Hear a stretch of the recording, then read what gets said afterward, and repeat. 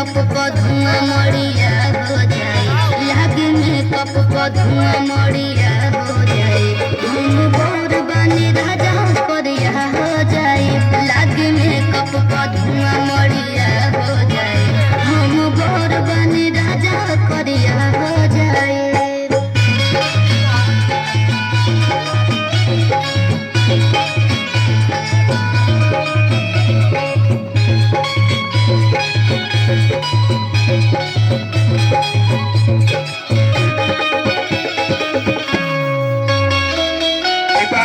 ताली बजाया तो हमारे कलाकारों के लिए आप सब ताली बजाते रहेंगे।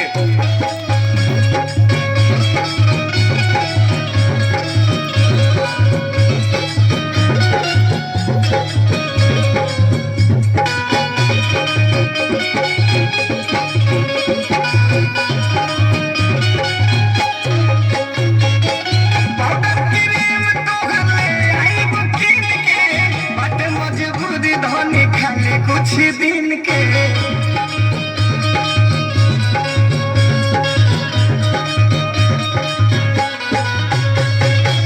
लहना लगावे के ना आदत हमार हो, कब बैठा तो पर जाई बीमार हो।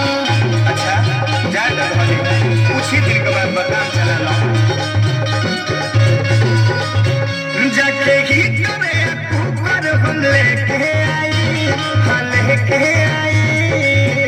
लागे में कप को धुआं मड़िया हो जाए, लागे में कप को धुआं मड़िया हो जाए।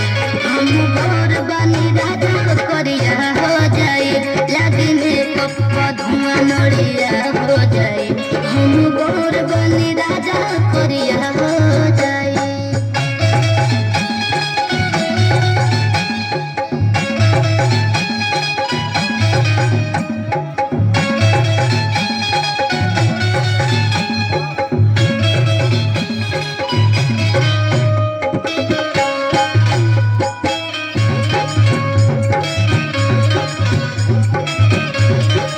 ताली बजाया तो हमारे कलाकारों के लिए